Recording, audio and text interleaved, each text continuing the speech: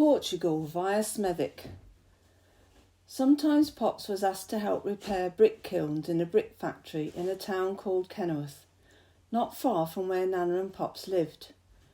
Pops and his friend Jim would always do the work at night when most of the people who worked at the factory had gone home. There must have been about 16 kilns, all built next to each other in a very big circle. The clay bricks felt a bit like Play-Doh. They were carefully packed into a kiln. Then the doors would be shut.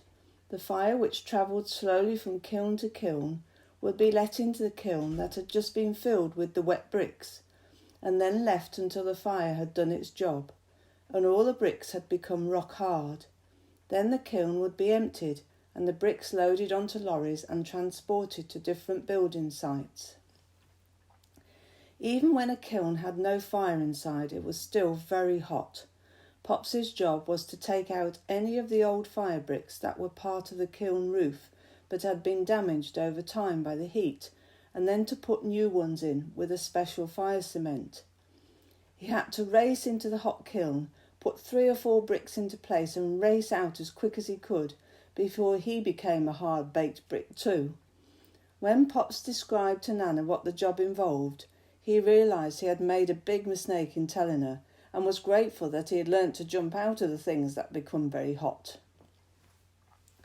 Pops had read stories about different parts of the world where God had poured out his spirit like the fire in brick kilns.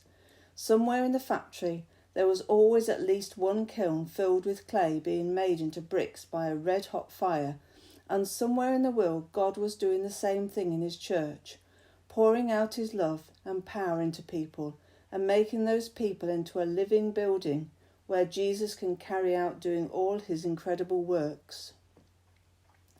Pops asked God if he could meet people who had been in that special fire that the book's called Revival.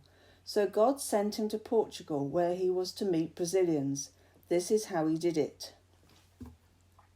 One night in his big tent in Smethwick, Pops met an old missionary called Harvey, who should have had a whole book written about him, a man who would do anything and go anywhere for Jesus, a real brick. Harvey told Pops that he must take his tent and have a mission in Portugal, so Pops said yes. He had decided some time ago always to say yes unless the Holy Spirit said no. Pops discovered that was a great way to live, although sometimes it could be a bit scary. So Pops, Nana and their 4 children and a small team, along with lots of tins of baked beans, corned beef, stew and steak, and Pops's favourite butter beans, camping stove and gas, sleeping bags, suitcases, a double buggy and a potty, all set off on the 5-day journey to North Portugal. 35 years ago, there was no motorways in Spain or Portugal, and a mobile phone did not exist. The team had only enough money to drive down to Ramsgate to catch the Sally Line ferry for France.